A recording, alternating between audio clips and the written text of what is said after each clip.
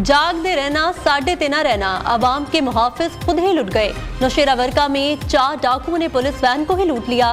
वारदात के दौरान एहलकारों पर बदतरीन तशद्दुद, डाकू शेर जवानों से सरकारी असलहा और नकदी लूट कर ले गए।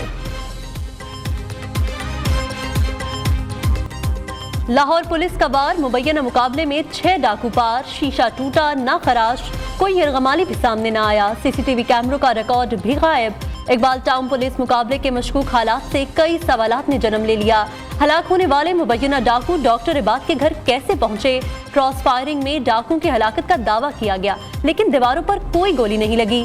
जराये के मुताबिक CIA इकबाल टाउन ने डाकुओं को हिरासत में लेने के बाद घर में इकट्ठा किया।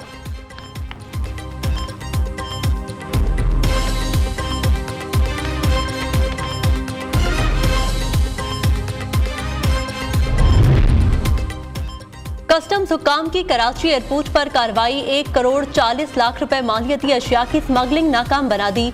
मुसाफिर खातून से बड़ी तादाद में आईफोन्स, मैकबुक, गेमिंग लैपटॉप समेत दीगर सामान बरामद। खातून को हिरासत में ले लिया। कस्टम्स की खुजदार, सोराब और कोटखेड़ा में भी कार्रवाइयां। करोड़ों रुपए मालियत की छालियां, गैर मुल्की सिगरेट और सोलर प्लेटें बरामद।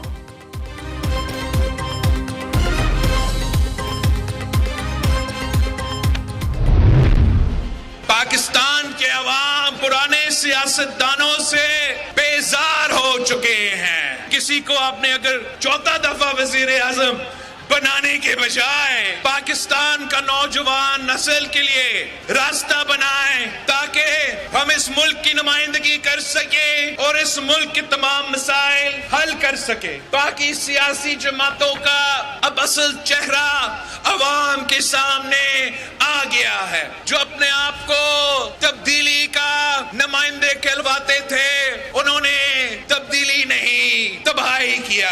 वो शख्स जो मुसल्लत किया गया था, उसने बताया लीडर का निशानी है कि यू टर्न लेना। हम पाकिस्तान के अवाम को समझाएं कि यू टर्न लेना लीडर का निशानी नहीं, बुज़दिल का निशानी है। अब हमें एक जियाला वजीर आजम बनाना पड़ेगा। जब जियाला वजीर आला होगा, फिर मैं सही तरीके से आपका खिदमत कर सकूंगा। हम किसी IJI का हिस्सा नहीं बनेंगे।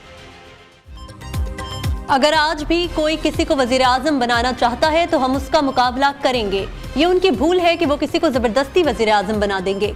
हम किसी IJI का हिस्सा नहीं बनेंगे। एक पार्टी महंगाई लीग बन चुकी है, वो गवर्नेंस नहीं जानती।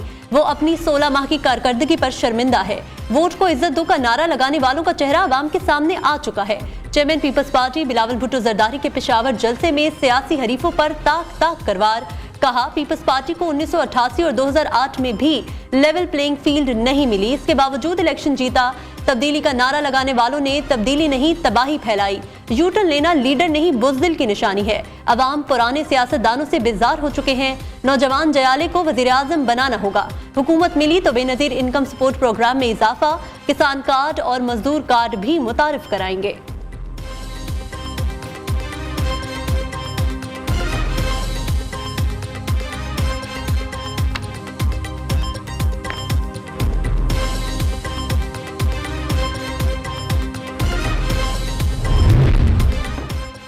अहम सियासी शख्सियात और साबिक अरकान असम्बली की मुस्लिम लीग नून में शमूलियत का सिलसिला जारी। शहबाज शरीफ से साबिक MNA सरदार आशिक गोपांग और सरदार आमिर तलाल गोपांग की मुलाकात। दोनों रहनुमाओं का नून लीग में शमूलियत का ऐलान। शहबाज शरीफ ने कहा, इज्तिमाई कोशिशों से पाकिस्तान को मौशी बहरानों से निकालेंगे।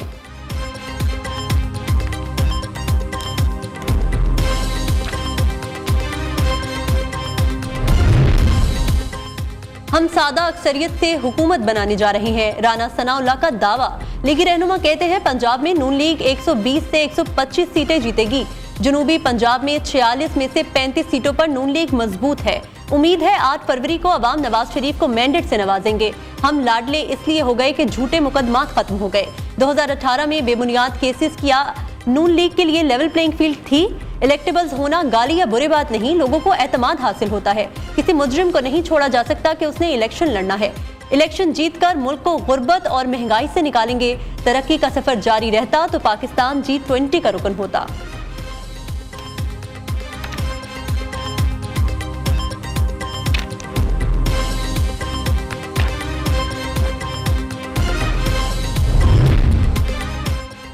प्लेइंग फील्ड पर जयाले और मतवाले आमने सामने। यूसुफ रजा गिलानी का कहना है, लेवल प्लेइंग फील्ड ना मिली तो इंतखाबात के नताज पर सवालिया निशान लग जाएगा। किसी पार्टी के साथ सीट एडजस्टमेंट नहीं कर रहे।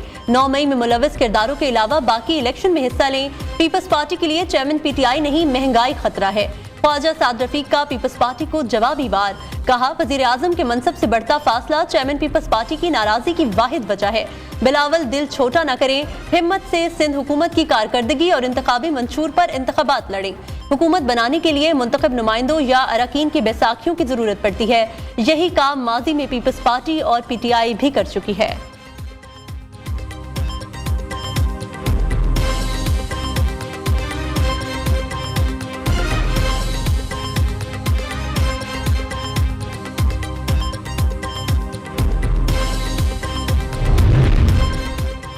8 फरवरी के इंतखाबात के लिए तैयार है। इलेक्शन के हवाले से हमारे तहफ़्फ़ुज़ात को गलत रंग दिया गया। हमने तहरीक ही नए इलेक्शन के लिए चलाई थी। हमारे खिलाफ प्रोपेगेंडा किया जा रहा है। मौलाना फजलुर रहमान का पेशावर में पार्टी के जनरल काउंसिल इजलास से खिताब। कहा, मुल्क में साजिश के तहत अदम इस्तेहकाम पैदा किया गया।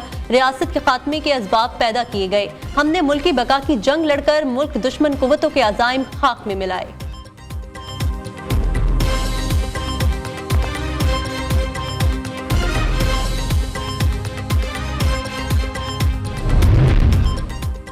अमरीकी सफीर की वफ्द के हमरा जाती उम्रा आमद। डोनाल्ड ब्लूम की नून लीग के कायद नवाज शरीफ से मुलाकात। मरियम नवाज भी मौजूद थी। पाकिस्तान की सियासी और मुआशी सूरत हाल पर तबादला ख्याल। नवाज शरीफ ने फलस्तीनियों पर इसराइली बमबारी और गजा के मुहासरे की मजम्मत की। मजलूम फलस्तीनियों के लिए फौरी तिब्बी इमदाद की फराहमी का मुतालबा। अमरीकी सफीर ने खुशगवार और खुले अंदाज में गुफ्तगू पर नवाज शरीफ का शुक्रिया अदा किया। अमरीकी सफीर की जहांगीर तरीन और साबिक वजीर आजम यूसुफ रजा गिलानी से भी मुलाकातें। आइंदा आम इंतखाबात पर बातचीत। उधर बरतानवी हाई कमिश्नर जेन मैरिट की साबिक सदर आसिफ अली जरदारी से मुलाकात। आसिफ जरदारी का गजा में इसराइली जाहरियत के खात्मे के लिए बरतानिया से मुसालिहती किरदार अदा करने पर जोर।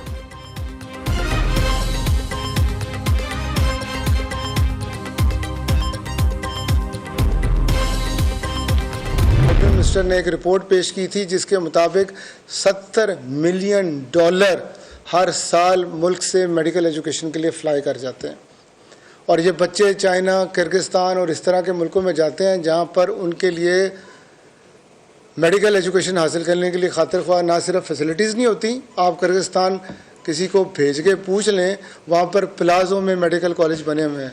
और इससे भी ख़तरनाक बात है, ये इंडियंस के मेडिकल कॉलेजेस हैं। यानी कि आप अपना पाकिस्तानी फ़ॉरेन एक्सचेंज इंडियन बैंकों में भर रहे हैं।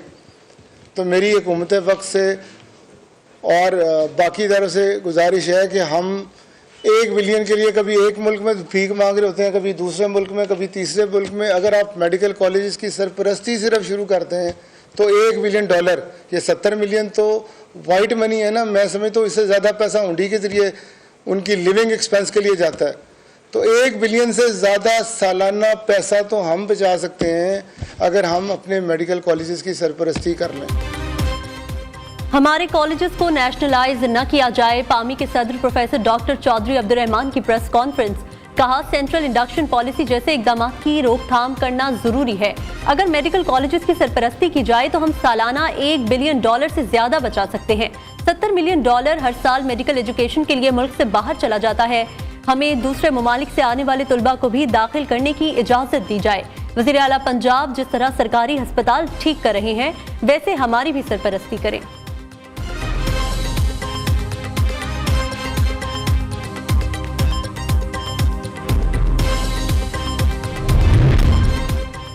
कराची में खुदकुशी के वाकयात में तशवीशनाक हद तक इजाफा। रवा साल में खुदकुशी के 167 वाकयात रिपोर्ट। कम उम्र लड़कों समेत 138 अफराद ने फंदा लगाकर जान दे दी। 28 अफराद ने गोली मारकर अपनी जिंदगी का खात्मा कर लिया।